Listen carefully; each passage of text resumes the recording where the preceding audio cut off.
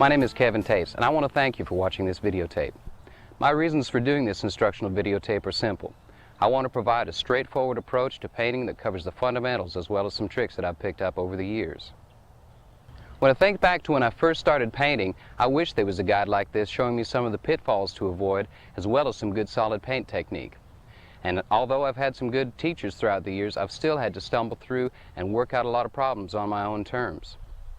I've also seen people spend a lot of money and get very disappointed in the results just because of a few small mistakes, and maybe this would have helped them too. The concept of painting a car is fairly simple. Get your panels straight, prep it right, and follow the manufacturer's instructions in your application. But what happens in the everyday workplace can always be a different story. And the ability to work through your problems on the go can make the difference between disaster and success.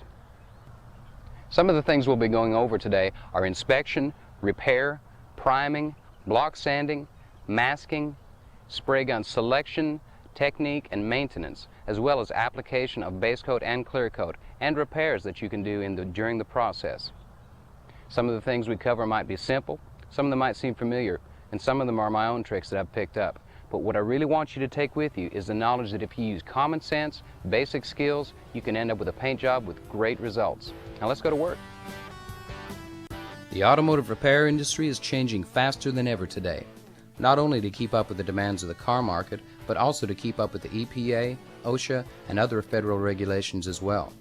The chemicals in paints are more and more toxic and dangerous to use. 20 years ago, it wasn't unusual to see someone painting or priming a car without a respirator. In fact, I've seen some demonstration videos at a refinish school showing correct methods of applying lacquer paints, and the painter wasn't even wearing a mask. With today's hardeners and clear coats, I've heard of people getting sensitized from a single overexposure and having to leave the industry because of severe allergenic reactions from even the slightest contact with fumes. I personally know a couple of people that can't be in the same room as fresh clear coat or overspray, so that to me says that the warning labels have to be taken seriously. Keeping your hands, eyes, nose, and mouth covered with approved safety equipment is absolutely mandatory. Every jobber or supply store should be able to tell you what you need to do to protect yourself. If not them, the paint manufacturers themselves will have information for you, but you have to take some responsibility and educate yourself as well. You should consider safety equipment as important as the paint itself and figure it into your budget alongside everything else. Here are some of the things that you'll need. A good quality spray mask that is rated for paint vapor, some sort of eyewear or goggles, a spray suit, gloves, and possibly a head sock if your suit doesn't cover your head. Surgical gloves are cheap, easy to work in, and give you good protection from paint and reducers. And throughout this tape, we'll be showing you how to use the safety equipment and reminding you to use it.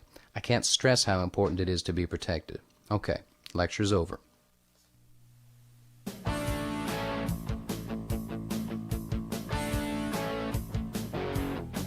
Like any successful project, this one needs a plan. Do some research and figure out what you want to do and stick to your plan. Remember, changing your mind midstream can be expensive. Be realistic, set reasonable goals as to what you want to do. If you need a simple repaint, plan for it. If you want custom lowrider graphics and airbrush work, don't wait till you have the car in the booth to decide what you're going to do.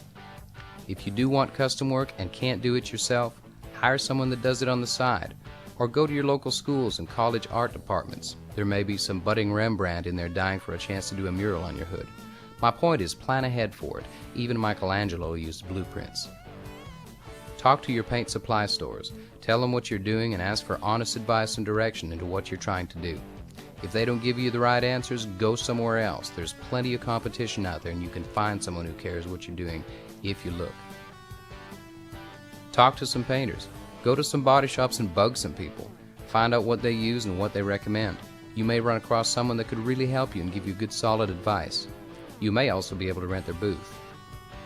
Line up your location and equipment ahead of time. If you can rent an existing booth, that's fine. If you can't, a homemade booth is fine too, as long as you have decent airflow and it's a safe work environment. We don't want to be scrubbing overspray off the neighbors' cars and pets.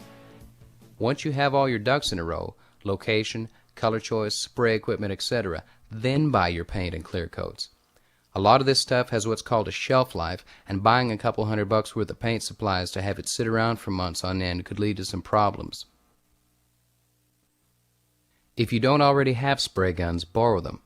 If you can't borrow them, you might want to consider investing in an aftermarket copy of a good Sada or DeVilbiss gun. They're a fraction of the price and will hold up great with moderate use and good cleaning habits. Ask your paint supply store what gun size is recommended for the particular paint that you're spraying. Too big or too small a fluid tip could be a serious problem when it comes to spraying and really hold you up. Different types of paint require different size fluid tips, air pressure, and as well as settings. And most companies have detailed recommendations concerning gun setup, fluid tip size, and air pressure recommendations. This is the gun that we're going to be using for the clear coats.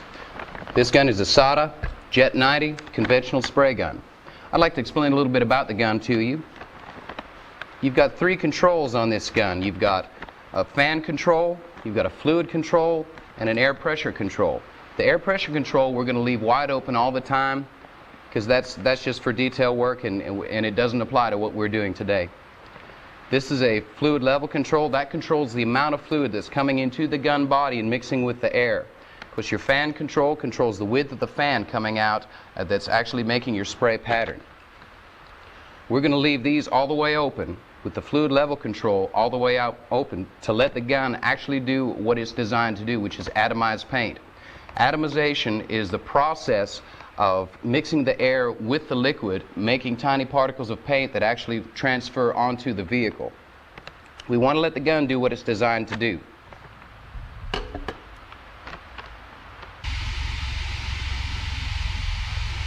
These are my paint guns that I use on the job every day. What I've got is a gun that I use for sealer, I've got a gun I use for base coats, and I've got a gun that's dedicated exclusively for clear coats. I never mix them for obvious reasons. You don't want color coming into your clear coats, and you don't want clear coat gumming up your color, and you certainly don't want sealer mixing in with either one of them. So if you can afford it, dedicate a gun to each procedure that you can do.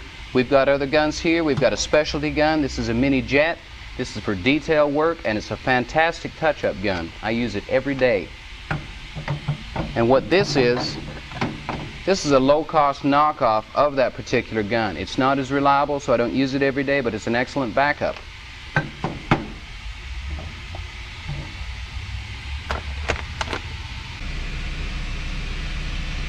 All right, we're going to give you a rundown of some of the equipment that you're going to need for a paint job. These are paint mixing sticks. Your jobber supply will give you those for free. Same as the Bondo spreaders. These come in handy for many, many different things. We've demonstrated squeegeeing off sanding water, tucking masking tape, and all sorts of things. They're also for free. You want to get some gloves. You can either go with a lightweight glove like this or go with a solvent-proof glove like this. These don't hold up quite as well, but there's still protection for your hands while you're spraying and while you're mixing paint. Very important to protect yourself at all times. We've got a set of goggles that seal to the face. They're not 100% protection, but they're good protection to start with. Got some 1.5-inch masking tape, several rolls of 3/4-inch masking tape, and don't skimp on quality when you're buying masking tape. It really pays to spend just a little bit extra and get good quality products. It'll pay for itself in the long run. Also, strainers. When you ask for strainers, ask for fine strainers. And since they give them out for free, usually when you buy a couple of $100 worth of paint and equipment, use 2 at a time.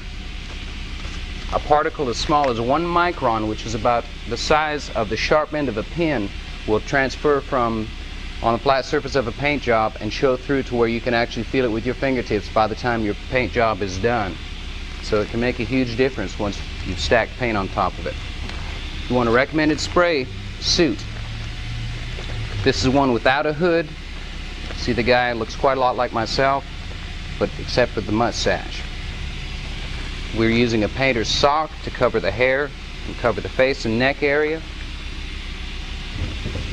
Alright, this is your best friend. This is a timer. This locks you in to waiting the correct time between coats and for letting your materials flash off properly. Your time perception goes haywire when you're in the paint booth, so you need to rely on something that's going to tell you what time it is. I like to use the mixing buckets that are the graduated mixing scales on the side. It takes the guesswork out of mixing. You don't have to mix by a paint paddle, and they're already pre-measured in many, many different ratios. Here's a larger one. If you don't have access to those, you can always use your Pyrex kitchenware. Now this is a product that PPG has. It's called DX103. They call it a multi-prep. What I use this for is a anti-static spray. We use that between coats. We use that before the final wipe down. And if you don't have access to this, go to your drugstore and get rubbing alcohol. It does the same thing, or almost the same thing. Got a water mister. And we go back into what these are. Is they're peel away decals that show your coverage, and you're going to put one of those or something like it on the window, and as you're painting, you're building up your coats, you can tell if you've got full coverage or not. Clear coat hardener, final wipe solvent, base coat reducer, we've got clear coat reducer, and we've got a 2K high solid clear. The first thing you need to do is make sure you have a clean car to work on. This should happen the day before to make sure the car is good and dry before masking and priming. Cleaning the car should include a trip to the coin-operated car wash to get the engine compartment, wheels, tires, bumpers, and as much of the underside of the car as you can reach as clean as possible. You'd be surprised what kind of dirt can show up in your paint from those places. It's also important to wash the outside with a good strong soap like a dishwashing soap with a high pH value, because it helps to strip wax and grease from all the nooks and crannies. If you know for sure that you're going to paint the whole car, you can use Comet or Ajax and scrub with the rag to really get the surface clean. That also helps to remove the bugs. It's very important not to use tire dressing or vinyl top dressing of any kind during the prep process. Most of them contain silicone and will react with your paint, causing you major problems during the painting. What we want to do now is make sure that we've got a good visual inspection of the vehicle, and just look at it really closely and make sure that you point out and notate any damage.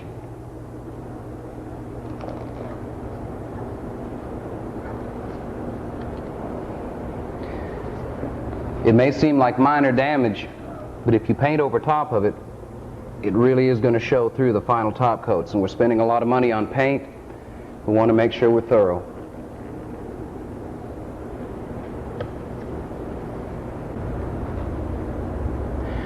Now this is a spot that you're not going to see from 10 feet away, possibly not even up close, but underneath is a place that these big wide tires throw up a lot of rocks, so we get a lot of damage here. Consequently, we want to be conscious of these areas, especially in these type of cars. What we've got here is a little bit of stress crack or stress damage from this plastic urethane bumper. That's just age, that's just curbs, things like that that cause that type of damage, but you want to be conscious of it because a fresh paint job will sink down into those cracks and show it up more than what it is now. You want to look really close for all the stone chips. Some of these have been touched up so they're harder to see.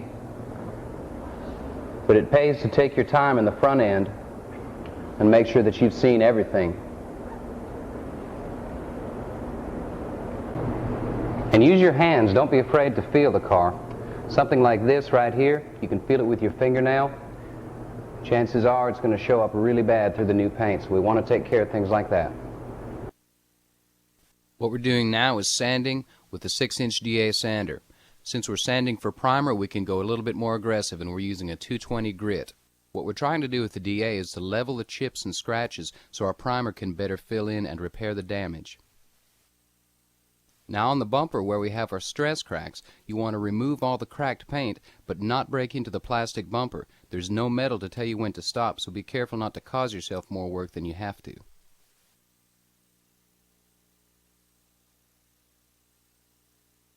It's a lot easier to spend a little time removing emblems and moldings than it is to work around them. You could damage them or dip into the paint around them. This also lets you prep the whole surface and not have to worry about if your paint will stick around the edges.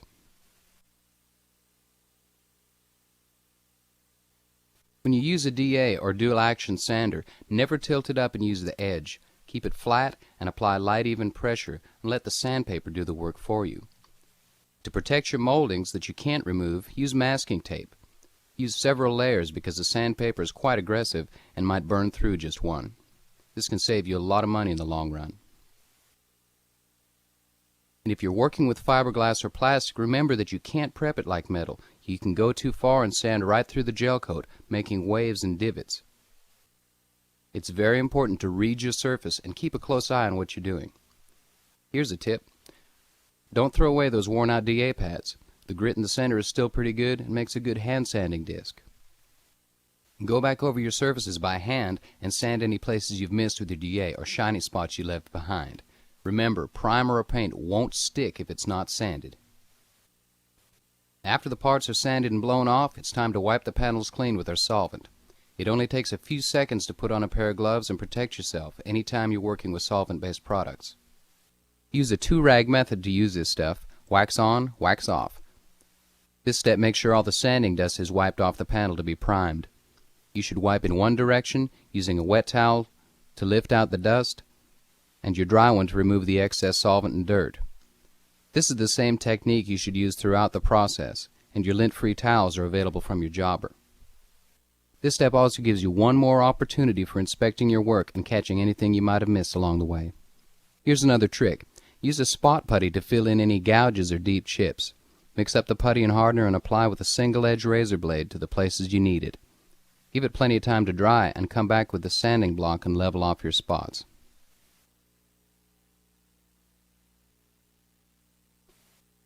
Your blocking technique is real light when you're doing this. Use the leading edge of the block to make sure it's flat when you're done.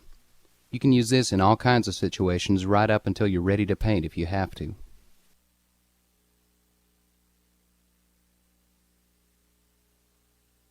Once you're satisfied that your panels are sanded and prepped properly, it's time to mask. Now, in order not to be really boring, we're going to fast forward through the process. Masking for primer is just as important as masking for paint. With catalyzed high-build primers, overspray can be difficult or impossible to remove from plastic and painted parts. You can see we're using reverse taping on a lot of the edges.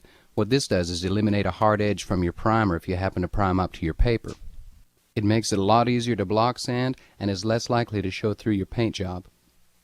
You've got to assume that primer and paint will go anywhere that's not covered up, so do a thorough job masking and check your panels again while you're at it. Remember, nobody sees it all the first time around, and it's never too late to go back and do some last-minute touch-ups. Choose a good quality, high-build, catalyzed primer surfacer. Your paint job is only as good as the foundation under it, and this particular primer doubles as a sealer using a different mixing ratio, making it a versatile all-around product. Again, anytime we're dealing with paint-related products, we use our gloves to avoid skin contact.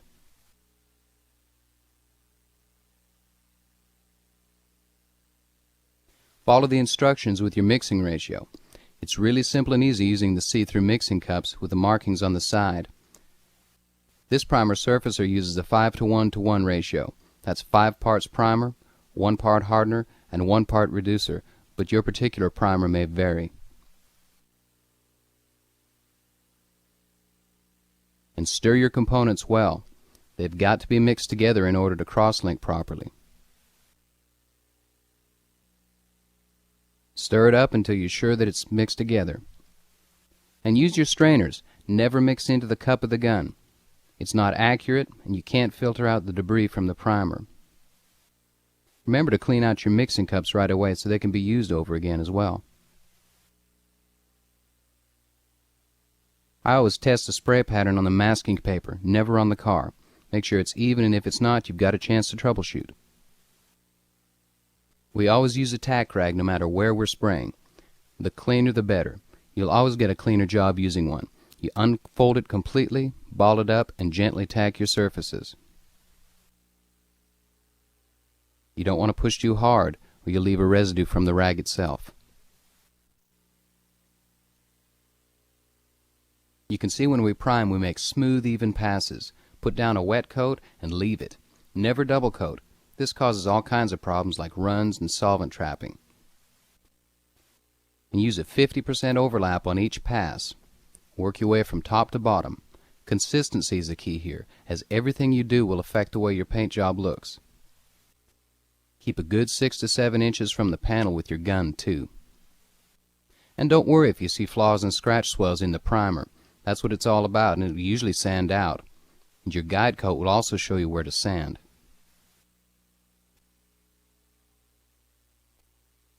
And you can take your time. Most catalyzed primers have a 2 to 3 hour pot life, so you don't have to be in a hurry or try and get it out of the gun fast. Rushing while spraying anything is a huge no-no and will cause you trouble. With this particular primer, it requires a 10-minute flash time between coats, but always check with your manufacturer's instructions. With high solid primers, 2 good wet coats is usually all you need. If you start stacking material on, you'll end up trapping solvents and giving yourself headaches. Another important tip I want to give is while you're spraying, always look at the panel, not at your gun. Try and find the reflection of a light in the paint or the primer to watch while you're putting it on, and look off just from one side. Once you master this technique, you can use it on every step of the process, especially in spraying your clear coats.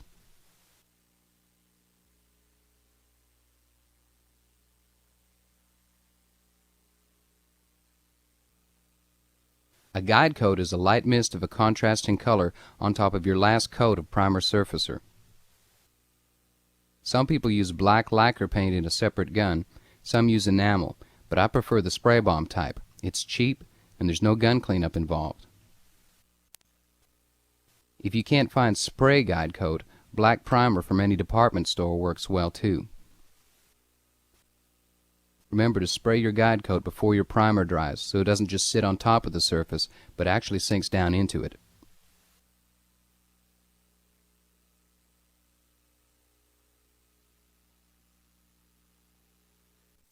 Now that we've got our priming done, it's time to block sand the finish.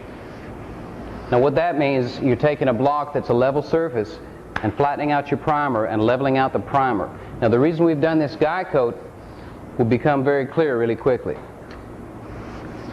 When you do your blocking, you can see right away that the guide coat stays in the low parts and quickly gets sanded off the high parts, showing the imperfections. Theoretically, once your guide coat is gone, your surface is flat. And you notice the blocking technique that I'm using. I'm not going front to back. I'm always at a 45-degree angle. This is called cross blocking.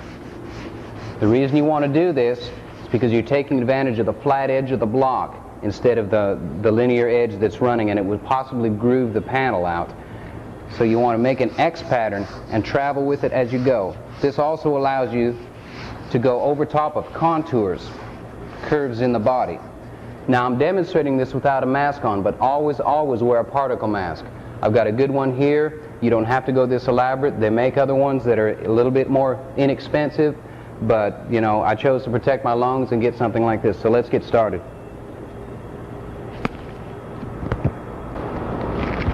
We've gotten to a place here that we're really close to an edge.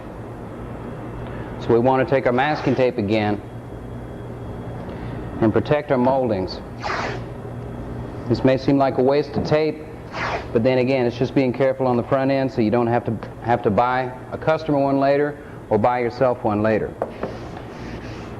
Now we've seen how the blocks work, but in case you don't want to go out and buy a set of sanding blocks, here's a trick that I've learned. What you can do is take your paint paddles, your stir sticks,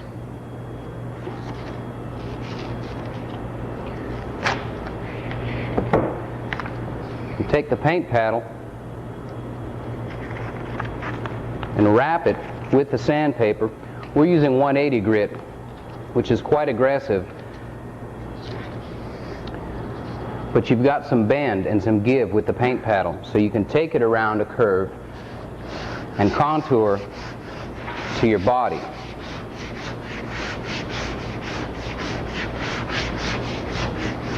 Even panels that might look flat are not necessarily flat.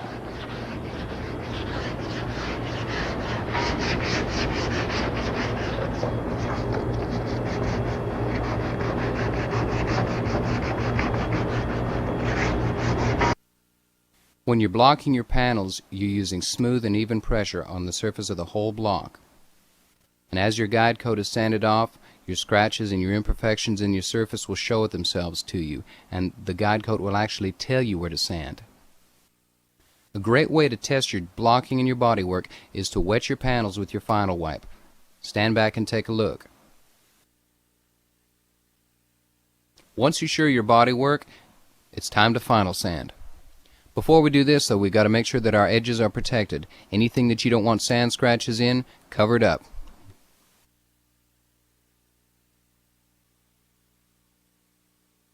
Lubricate your sanding water with a little bit of dish soap.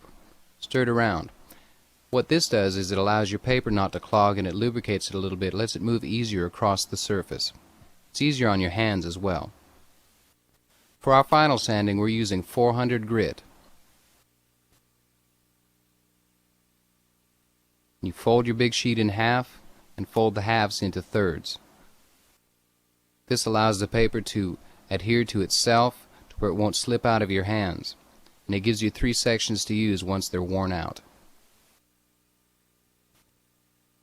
If you trust your hand sanding technique not to groove the panel, you can go ahead and use the pad of your hand, but if you don't, get a sanding block like a foam sanding block and sandwich that in between your paper.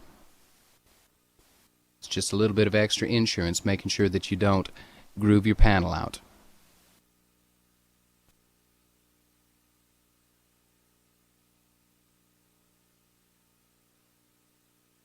You can use your blocking techniques, or you can sand in a circular motion. What I choose to do is sand in a circular motion. That way there's no linear marks, even if the corner of the sandpaper or some piece of grit gets caught in between it. And then again, we're not bearing down on the panel, we're letting the sandpaper do the work for us. Lubricate your sanding paper. Here's another use for your Bondo spreaders. Once you've got your panel sanded, or you think you've got it sanded, squeegee the water off and check it. After you're through sanding, get one of your Scotch-Brite abrasive pads and go to town. The harder the area is to sand, the more important it is to sand it, and these pads are great for getting in all the cracks and corners. Even if you think you've got it, do it again. There's no such thing as a car being sanded too much. When you're through sanding, give the car a thorough, hood open, doors open washing to remove all the sanding sludge from the nooks and crannies. Make sure your car is dry before you start to mask. It really pays off in the end result if you go ahead and take the time to remove your mirrors and all the emblems and moldings. Some of these mirrors are impossible to tape up around, so the best thing to do is just to remove them completely.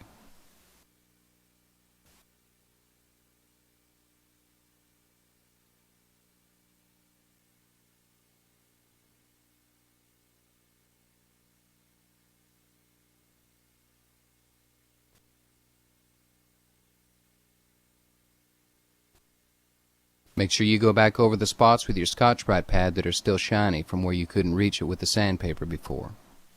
It's also a great time to check over your car one more time and make sure you haven't missed anything. What we're going to do now is clean the surface of the car with our final wipe one more time to make sure there's as little dust as possible, and also to clean any grease or oil that may have gotten onto the sanded surfaces. It's very important that we don't touch the sanded surfaces of our car ever. Your hands have an oil that continuously excretes from your skin and can cause hot spots, fish eyes, and other problems. If you have to lean on the car to sand or to mask, lean on the glass, or you can always wear gloves. To do a good job masking, you have to think like the paint. What I mean by that is you have to look at all the parts that you don't want overspray on and assume that the paint will do anything it can to get in there. Paint will travel into the smallest, tightest places, even the ones that you can't see, because it's under a lot of pressure right out of the gun. Here's an example of back taping or tape rolling. What this does is it lets us use the inside edge of our wheel opening to mask off the wheel opening itself. This stops overspray from getting on the disc brakes, and it also stops trash from flying up from the wheel opening. We're doing the same thing on our door edges. We do it on both sides, and this gives us also the elimination of tape lines. Anything you can do to protect your jams and protect the places that you don't want overspray on, go ahead and do it. Spend a little bit more time masking, and believe me, you'll thank yourself later. Make sure all your glass surfaces are covered. Make sure that dust can't get out of any cracks or crevices into your paint. Here's another use for your Bondo spreaders. They have a great straight edge, and they make it very easy to tuck your masking tape in.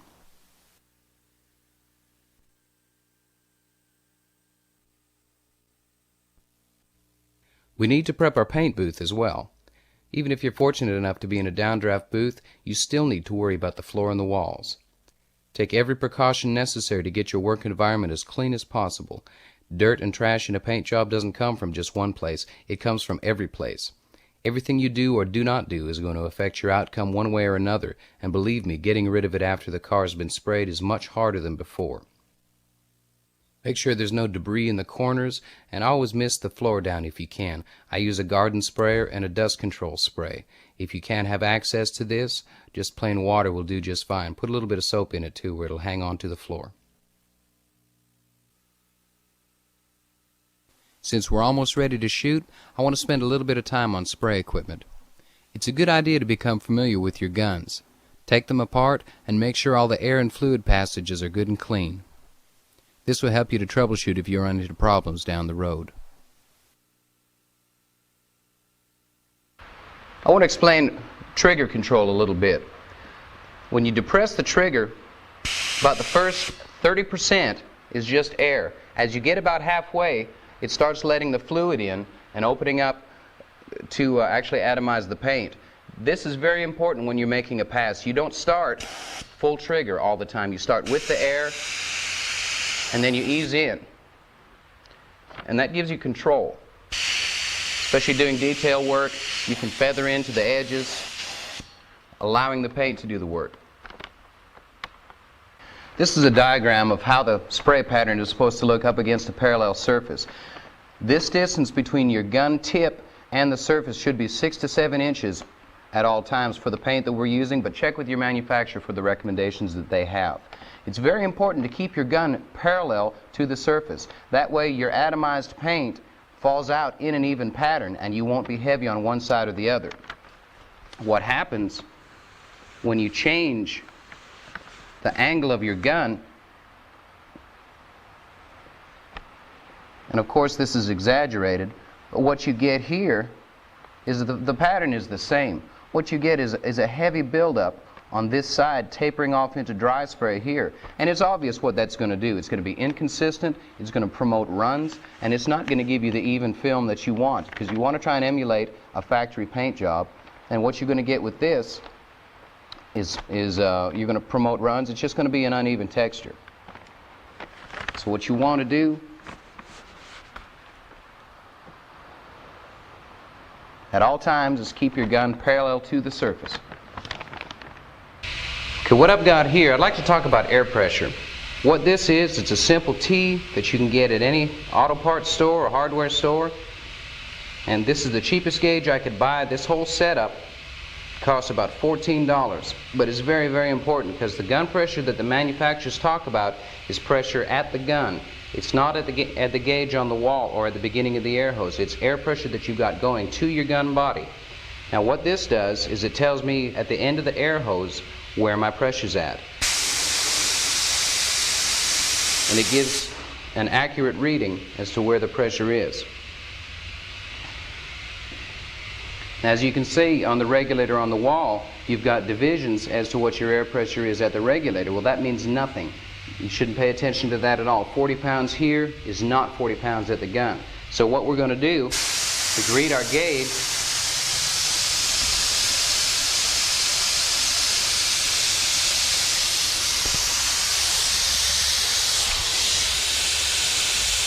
and make a mark where 40 pounds is at the gun.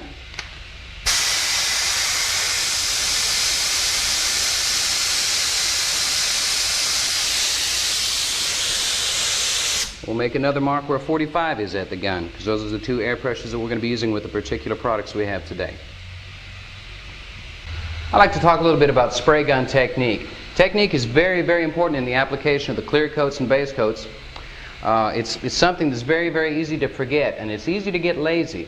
What I'm talking about is gun distance, the distance between your gun and the panel that you're shooting. It's critical that it's the same and parallel throughout the whole vehicle's surface. If you've seen any training films, the robots that paint the cars in the factories, they're programmed to stay the same distance from the surface or the top coat surface that you're shooting. What you want to remember is to not get fooled into the vehicle's body lines and keep a parallel surface. Now also your spray pattern comes down in a V. If you're tilting one way or the other, what you're going to end up with is a heavier side of your paint pattern. And that's going to cause mottling in the base coats, it's going to cause running in the clear coats, and an inconsistent film, an inconsistent surface, and it's not going to be what you want. So you want to make sure that your pattern is going straight down and your gun is directly parallel. Now I like these gravity feed guns because they're very well balanced. They don't tax your wrist as much in keeping them parallel like this. And by the time you walk around this car, you'll know what I'm talking about as far as wrist fatigue. Now also, you want to make sure that you're in a linear pattern and use your wrist, and when you get to the end of your panel, don't sweep. What you want to do is spray past the panel and then cut off. Come in with a little bit of air, come into your panel, and then cut off. When you sweep, what you're doing is you're misting, and it's getting an inconsistent pattern towards the end. Alright, now we're going to talk about overlap. Now what overlap is when you make a pass, when you come back on it, you lap it over halfway, and that's called a 50% overlap. So let's say that these two lines represent your first pass, and you've done your duty, made a nice parallel pass, and your next one, if it's a 50% overlap, is going to start in the middle of that pass and overlap onto the next one. So you're coming down here for the first, coming up here for the second. What that does is gradually step the paint across and even out the surface, making it seamless. I want to talk about the three basic grips for your gun. Now this applies to any style gun, not just the gravity fed guns. What you've got is a grip for the side panels. You've got a grip which is a little relaxed, a little further back for your top panels. And you've got a grip for your rocker panels. And you're using different parts of your fingers to depress the trigger in each one. And what that allows you to do is not cock your wrist and not have to strain your arm to get coverage on these bottom parts. It's very much easier to grab it by the top, pull the trigger down, and sweep it under the bottom. And the easier it is, the more relaxed you're going to be doing it, and the more you can concentrate on actual coverage. So once again, we'll come up to the top. You've got your forward grip for your horizontal surfaces. You've got your side grip for your sides. And you've got your bottom grip for the bottom and undercurved parts, which are very, very important on this car. The rockers sweep way underneath the car. Alright, this is what I call a dry run through. What this is going to do is show us where to stop and where to start on an all over paint job. What you don't want to do is start at a certain place and work your way around the car coming back to that place. What that does is promote dry spray where you started, and it doesn't give you a clear pattern on how to proceed the vehicle. We've got a technique that I call leapfrogging that will allow you to keep the paint wet and as you work your way up to the front of the car. Now what we'll do is start right here. Start on the roof, making nice even passes, paying attention to our gun distance, and with our other hand making sure our air hose is out of the way. And you stop and you take your time and move your hose, making sure it doesn't get hung or kinked on anything. And you take up where the paint is wet, right from the middle, and pull your way back across that panel. Again, keeping very close attention to your gun distance and your overlap. And you work your way down the quarter panel, down your dog leg, down the back of the fascia, and do your edges. You come across the deck. You can either split this up one way or the other, like we did the roof, or you can come across it. This deck is short, so we're doing it the other way. And you come from the bottom up on your rear bumper, making nice even passes, not getting trapped into the little nooks and crannies of the body. If you're overlapping correctly, your spray technique will get the paint in where it needs to be. Coming down from the quarter panel, working our way down, and don't be afraid to get on your knee and look at what you're doing. So it separates the men from the boys. You got to get down and get dirty. Come back down using your other grips. Come back down using your grips. And then, only then, do you come back for your edges. Now the reason for this is when you come across a panel, you've already got a lot of paint inside this inside perimeter of the wheel opening. What you don't want to do is coat it first, because that's getting overspray up to about here on your panel. And then when you come back down across it, you make 2 or 3 passes, you've got excessive film build around that edge. So what you do is come back down the panel and then take a look at it and see what you need to paint. And always do your edges afterwards. So now we've done this quarter panel, we leapfrog to the other side of the car. And again, you've got plenty of time, folks. You don't have to hurry. This paint is not going to dry on you. It takes 8 weeks to cure properly, and it ain't going to dry on you in the time that you're making a coat in the paint booth. So now we stop at our rocker panel and we work our way slowly and evenly up the door, changing our grip when it gets uncomfortable. See, that's your guide. This should be easy. The clear should flow out of the gun, and it should be comfortable to do. We come back to this door using our rocker panel grip, making nice even passes. You'll feel the point when you need to change the gun. Making your side grip. Very nice. Now don't be afraid to paint your masking paper either. It collects overspray, and if you have too much dry spray on it, what you'll get is it blowing out during your clear coat. So now we've come here, we're leapfrogging again, only this time we're coming around the front because our air hose won't reach. And we're picking up on our wet edges down here. Now we start at the bottom of the fender again, working our way up, catch the bottom of the fascia, work our way up, come to the side of the fender, finish our fender, catch our edge, change our grip. We're starting at the top. Now the tendency is to want to slow down and make it slick, make it real nice and shiny on the top. You want to keep your gun speed consistent throughout the whole paint job. At the same time, you want to make sure that you're getting it on wet enough so you don't get excessive texture and excessive orange peel. You work your way to the middle, keeping care to keep your air hose out of the paint.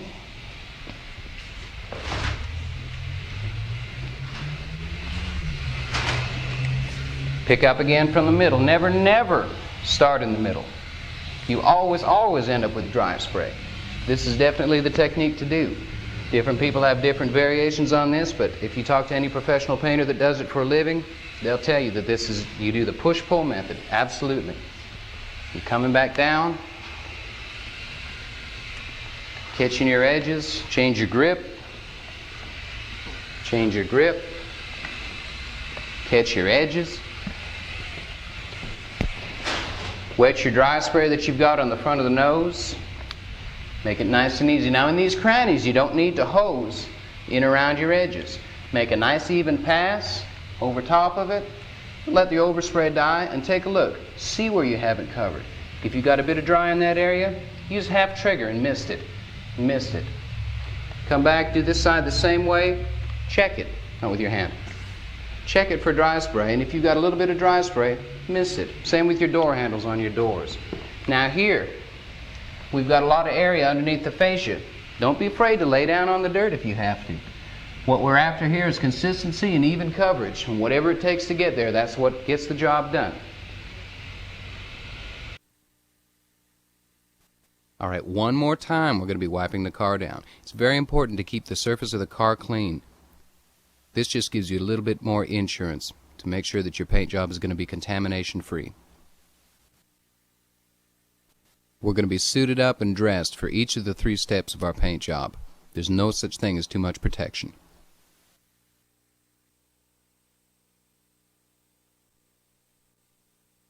A sealer is an excellent way to ensure that you've got all your sand scratches covered and filled. It can also make the difference between primer edges showing and not showing, but the most important reason to use a sealer is to give yourself an even surface to lay down your color. And believe it or not, even though it's one more step, this may actually save you time and money. If you've chosen a transparent color such as a metallic blue or red, you'll end up using less base color to get total coverage and hiding than if you were trying to cover up primer spots and sand throughs. This has to do with the contrast that the edges of a primer spot give you. If you can, choose a sealer as close as possible to the top coat color, or use a sealer that you can tint with your actual color that you're using. K36 is an excellent example of a tintable sealer. We've tinted ours with a white base coat. You can also look at a sealer as a practice coat and a good way to see if you can reach everything and to see that everything's covered up under your masking paper.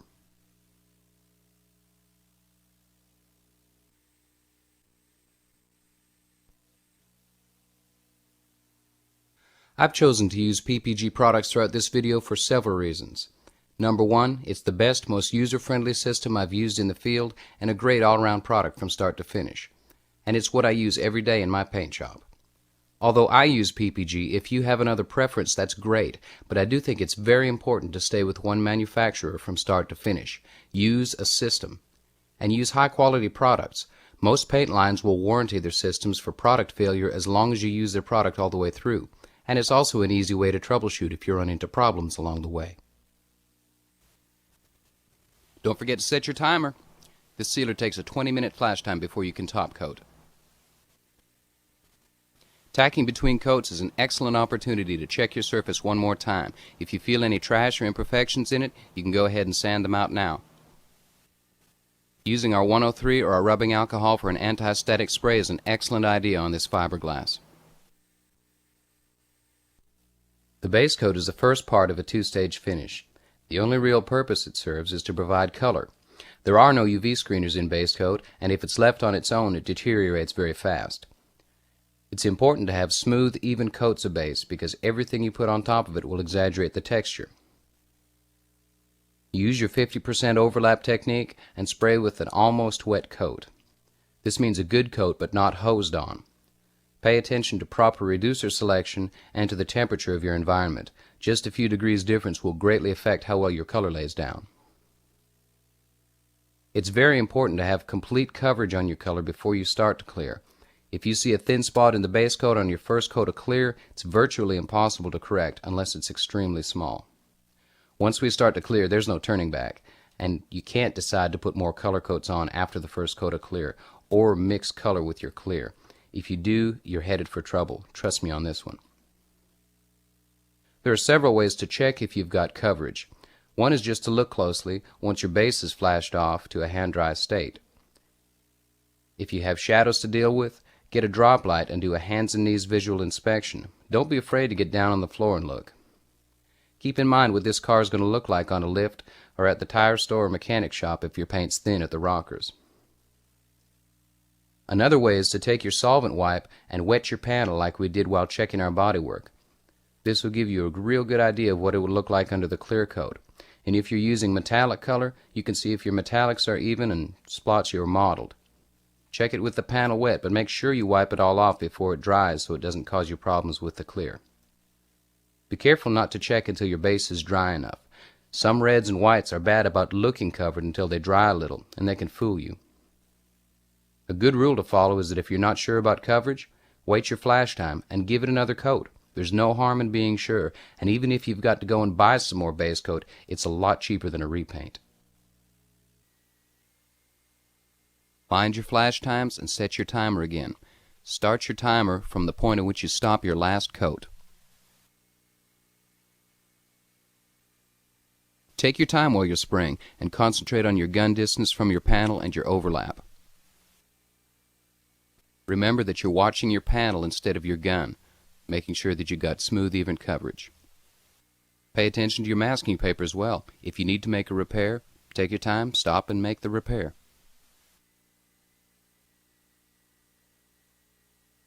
The paint should feel as though it's flowing out of the gun and not like you're pushing it out. You may have to adjust your fluid control or even your reducer selection.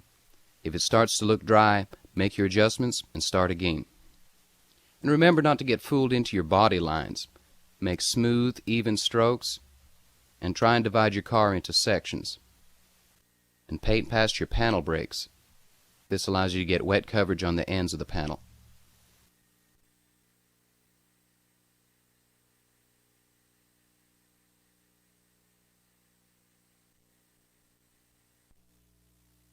A great feature of this base coat is the fact that you can repair it every step of the way.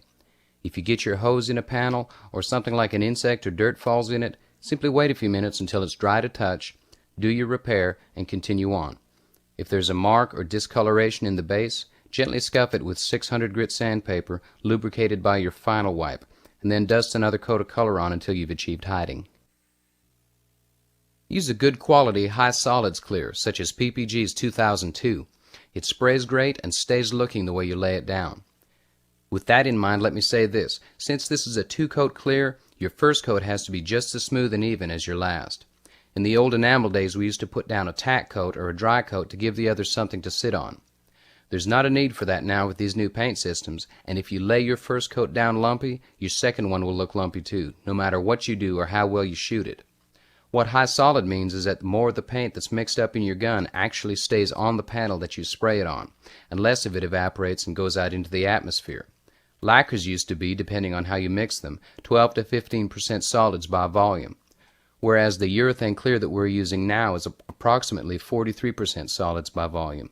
If you think about that in terms of a comparison in a quart cup, it's a huge difference, and it also means that your paint now has less of a chance to even itself out while it's wet, and that the application affects the results even more. It's also very important to keep your 6 to 7 inches gun distance away from the panels, and as well as keeping up with your 50% overlap, just like the base coats, just like your primer coats, and just like your sealer. This makes sure that you don't stack your paint and run it, or trap solvents while you're spraying. Another plug on safety? Sure. The clears are by far the most dangerous to use. Therefore, it's important to make sure you've got a good fit on your mask and that you don't smell paint fumes even in the slightest amount. Isocyanates are odorless and invisible, so if you can smell paint resins and thinner while you're spraying, then you can be sure you're getting exposed to the bad stuff. And wear your goggles every time, too.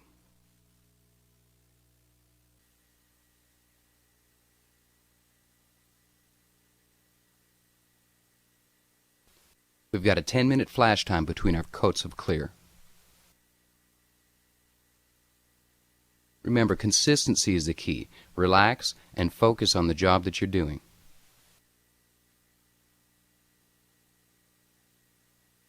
Remember to paint past and over top of your lights and handles.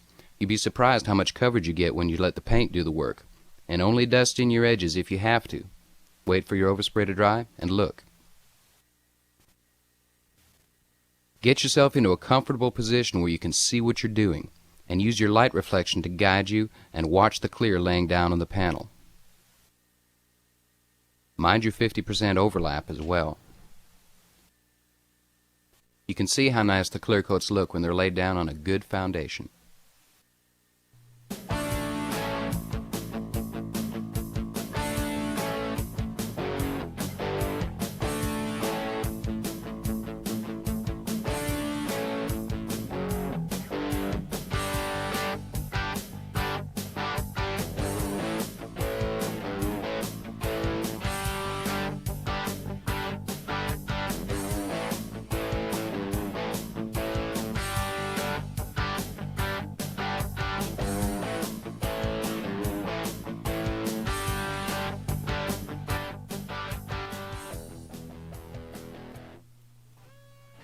Now that we've got the car painted, we're going to try and see if we can see some imperfections, little pieces of trash that have fallen in the paint. I'll show you how to deal with this place in particular. This is a drip with something dark in the middle of it. We're going to show you how to remove that, and basically you can take this and use this technique and approach on a run if you happen to have a run or have a run that you want to take out of a panel. But first I want to show you something else.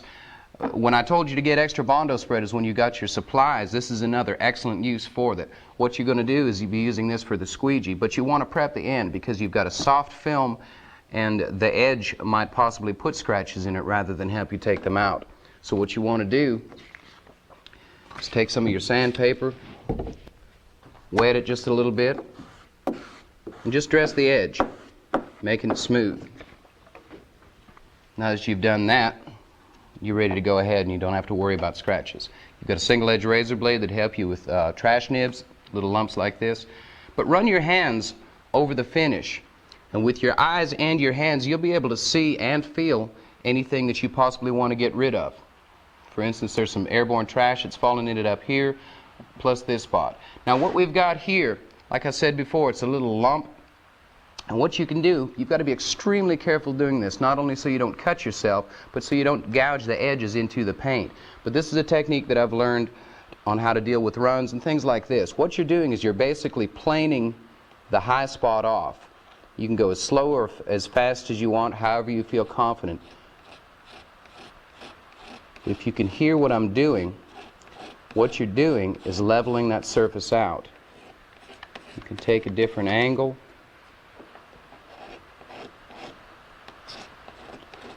And you're taking the top layer of that high spot off.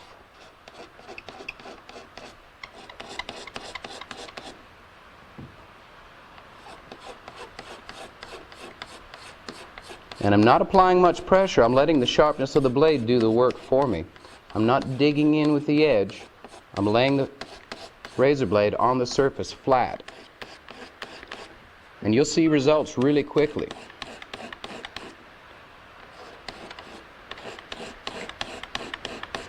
All right. Now we've got it leveled out. We're dealing with two types of sandpaper here, two grits. We've got a 1200 grit and we've got a 2000 grit. I use the Meguiar's paper because it's made extremely well. The grit is deposited evenly over the surface and it's just a really high quality paper. It's designed to be used wet and it will last you forever. So what we're going to do is fold our 1200 grit into thirds, lubricate. I'm using just a little bit of soap in the spray bottle to lubricate the sanding water. I'm going to find our spot. We lubricate. And you sand in a circular motion using very little pressure, just some fingertip pressure. When you think you want to check, you squeegee your water off. Take a look. You need to go a little bit further with this.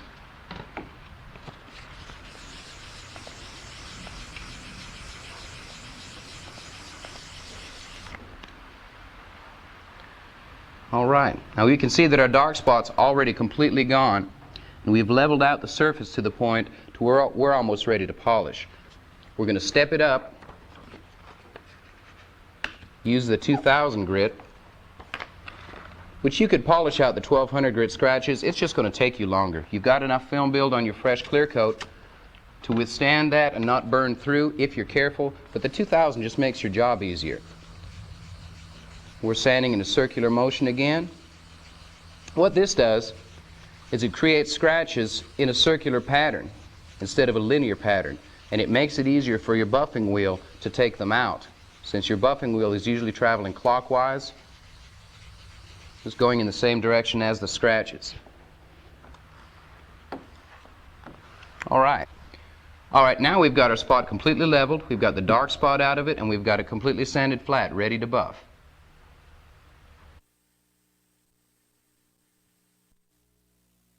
Color sanding or ultrafining used to be a regular part of painting in the lacquer days. With the advent of enamels and then urethanes, its role has changed over the years. We used to sand between coats of paint over and over again to give the finish depth and gloss. Now the depth is engineered into the finish itself, so what we color sand for now mostly is to get rid of small imperfections such as lint and airborne trash that has fallen into the wet clear coat. However, if you want a show finish, you can sand and re-clear the entire vehicle. Or some people opt for extra coats of clear the first time around to give room for aggressive sanding and buffing and leveling. The results are more expensive but very nice. Keep light pressure and a low speed on your polisher. This and a little bit of misted water keeps your panel cool and allows the compound to do the work. After you've compounded all your sand scratches out, change to your intermediate compound and your softer pad. This step eliminates fine scratches and swirls left behind by the compound. Use the same buffing techniques all the way through. Keep your speed low and let the compounds do the work for you.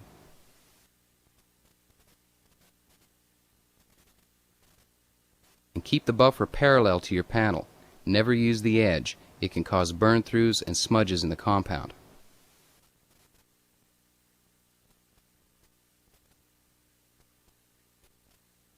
Keep on buffing until all of your compound has disappeared, but don't dry buff.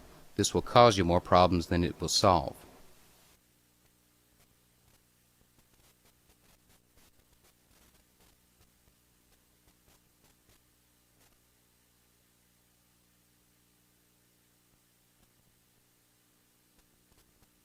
The final step is a machine glaze to put a final gloss and eliminate micro scratches, and it gives us a mirror shine. Always wait about 8 weeks before you wax your fresh paint. It can interfere with the curing process. You can see what kind of a difference a little bit of buffing makes. It can turn a very good paint job into a great paint job.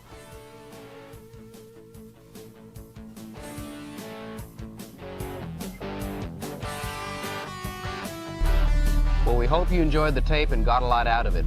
If you need some more information, look us up on the internet. We've got our own website. Until then, happy painting.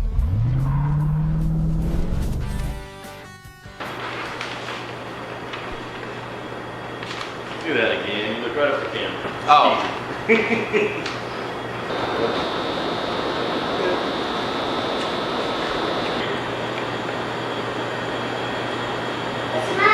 can't talk about mask on, can you?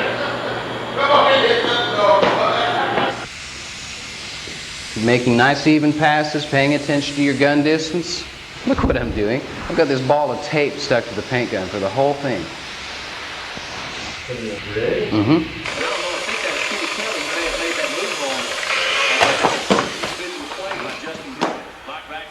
When I first started painting, I wish there was a guide to help me through some of the pitfalls and Avoid. I wish those guide pitfalls avoid as well as good. Okay, I'm going to have to practice through this.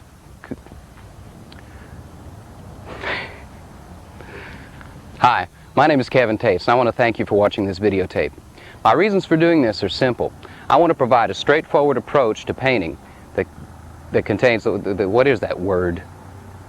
Covers? That covers, okay. Slow down just a little bit. The tongue, the teeth, the lips, tip of the tongue, the teeth, the lips. La la la la la la la, mo mo mo mo mo mo me me me me ma ma ma mo mo mo. Some of what we're going to be covering today is inspection, repair, drive-by shootings, process. Some of the things might seem simple to you, some might be familiar. Also, crap, I was on a roll. Let me try it again. Simple, some might be familiar, and some are my own tricks that I've provided, that I've learned through.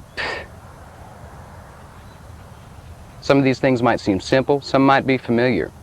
Some of them are